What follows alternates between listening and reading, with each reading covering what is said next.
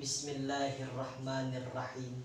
Assalamualaikum warahmatullahi wabarakatuh. Hamdan wa syukran lillah, amma ba'du. Dewan Hakim yang kami muliakan, sahabat da'i wa da'iyah yang kami banggakan.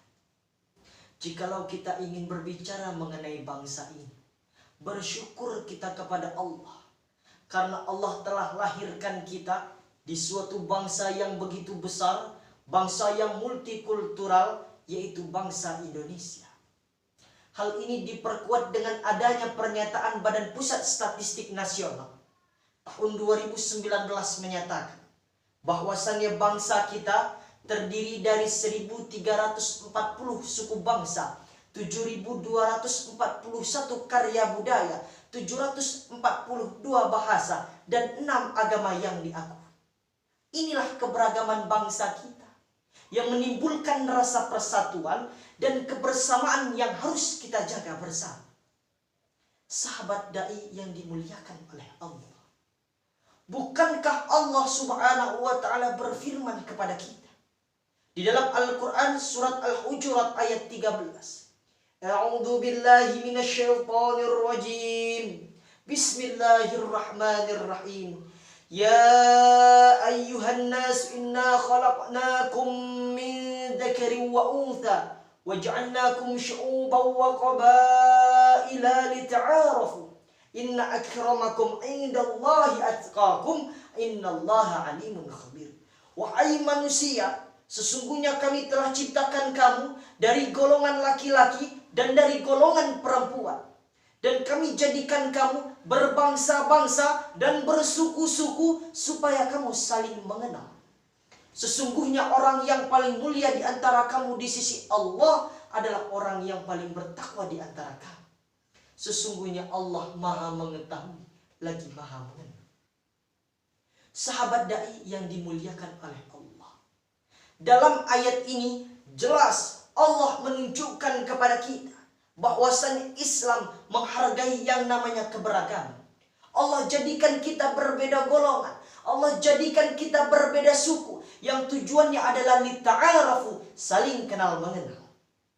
Imam Ali As-Sabuni dalam kitab Safwatut Tafasir jilid 3 halaman 228 menafsirkan makna lita'arafu ay liyahsula bainakum at-ta'arruf wa ta'alluf, agar kamu saling kenal mengenal, menjalin komunikasi yang harmonis, dan menebarkan cinta kasih serta kasih sayang tiada pada sayang.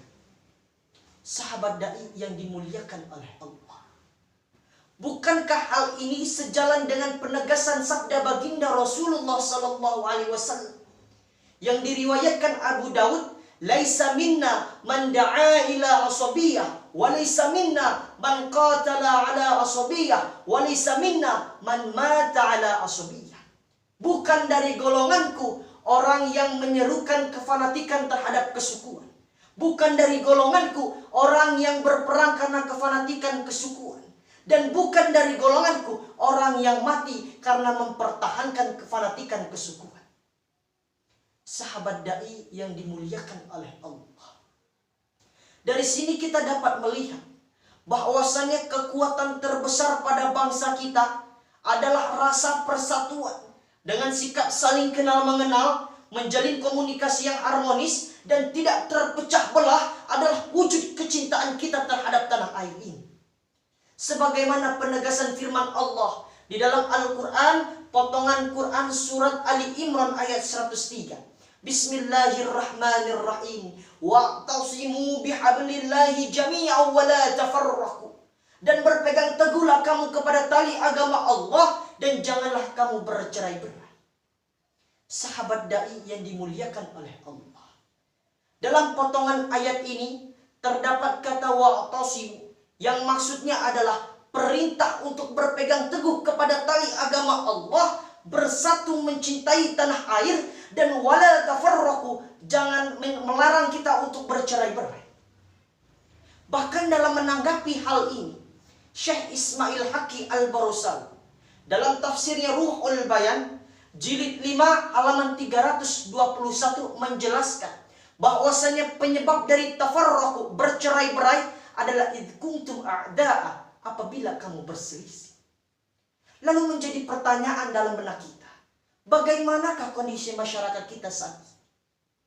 Sahabat dai, jikalau kita ingin berbicara mengenai kondisi masyarakat kita saat ini, alhamdulillah, bangga rasanya.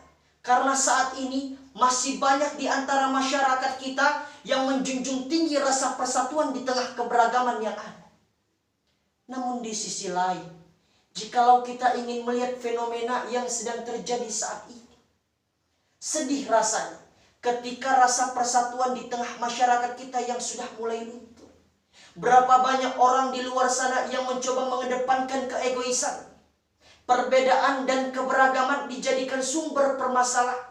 Saling menghina, saling mengejek, saling menghujat, bahkan saling menjatuhkan satu sama lain.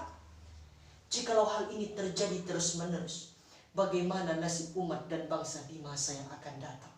Na'udzubillahi min dzalik. Lalu bagaimana Islam mengatasi permasalahan ini? Sahabat dai yang dimuliakan oleh Allah, dengan keberagaman yang ada di bangsa kita ini, Islam mengajarkan kita untuk dapat merangkul, bukan memukul ketika kita berbeda pandangan. Islam mengajarkan kita untuk dapat mengajak, bukan mengejek ketika kita berbeda pemahaman. Contohlah baginda Rasulullah Sallallahu Alaihi Wasallam, sebagaimana tersirat dalam sirah Nabawiyah, yang mana beliau mampu membuat pondasi yang amat kuat untuk penduduk Madinah yang beraneka ragam, yang kita kenal dengan Piagam Madinah. Dalam Piagam Madinah, Yahudi dibebaskan menjalankan ibadahnya, Nasrani dibebaskan untuk menjalankan ibadahnya. Begitu pula dengan Islam. Bahkan dalam Piagam Madinah ada kewajiban untuk melawan dan memerangi orang-orang yang mengingkari dari Piagam Madinah ini. Sahabat dai yang dimuliakan oleh Allah, inilah maksud dari adanya Islam wasatiyah. Inilah solusi yang dapat menyelesaikan permasalahan yang ada. Karena Islam mengajarkan kita untuk bersikap adil kepada sesama. Karena Islam mengajarkan kita guna adanya keseimbangan di antara keberagaman yang ada. Dan Islam mengajarkan kita untuk dapat bertoleransi terhadap perbedaan yang ada, selagi bukan menyangkut akidah, tetapi tetap dengan prinsip hak katakan hak, batil katakan batil, haram katakan haram. Karena Islam akan tetap berdiri kokoh pada keadilan, bukan karena satu golongan.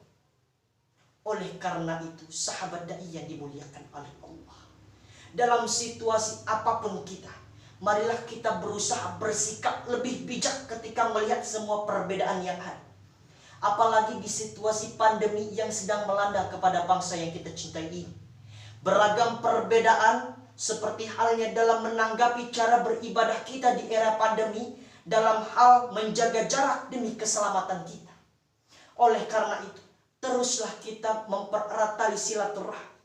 Tidak ada alasan buat kita untuk memutus tali silaturahmi sekalipun terhadap orang yang berbeda pandangan dengan kita.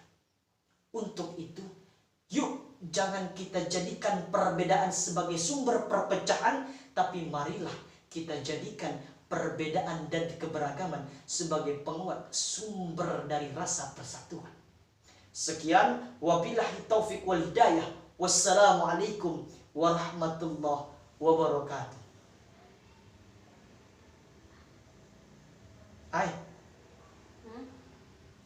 Udah. Udah.